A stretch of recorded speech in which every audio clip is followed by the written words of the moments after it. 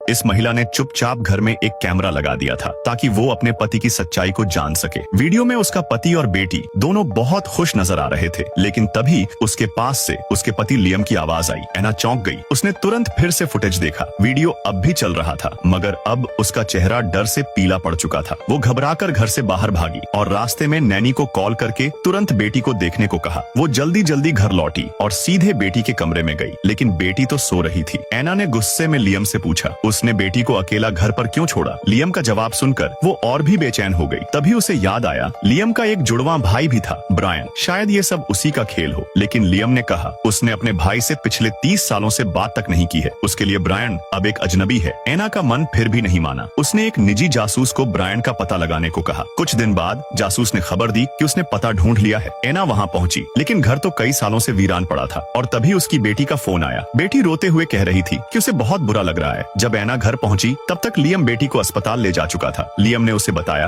वो माँ बाप के बीच कुछ गलत महसूस कर रही है, इसलिए इन दिनों सिर्फ माँ के पास रहना चाहती है। ये सुनकर एना को बहुत गिल्ट हुआ। तनाव इतना बढ़ा कि उसकी बाइपोलर बीमारी दोबारा उभर आई। उसने जमीन पर एक गिलास फेंका जो चकनाचूर हो गया। फिर उसने खुद को शांत करने के लिए अपना ही सिर पीटना शुरू कर दिया। अगले दिन उसने पूरे घर में सीसीटीवी कैमरे लगवा दिए। उसने कहा कि ये सब बेटी की सुरक्षा के लिए है। लेकिन लियम भड़क गया क्योंकि उसे एना का ऐसा बर्ताव घुटन महसूस करा रहा था। तभी जासूस का फिर से फोन आया। इस बार वो नई जानकारी लेकर आया था। उसने बताया कि ब्रायन एक नर्सिंग होम में रह रहा था। एना बिना देर किए वहां पहुंची, लेकिन वहां के स्टाफ ने बताया कि ब्रायन की मौत 1 साल पहले हो चुकी है और उसका अंतिम संस्कार उसके भाई लियम ने करवाया था। एना का दिमाग एकदम सुन्न पड़ गया। वो बार बार वही फुटेज देखने लगी। तभी उसे एक अजीब बात दिखी। उसकी बेटी की ड्रेस में एक रिबन नहीं थी, लेकिन वीडियो में 2 रिबन थी। वो वीडियो नकली था और ब्रायन कभी था ही नहीं। शुरुआत से अंत तक ये सब लियम की ही चाल थी। एना का पूरा शरीर कांपने लगा।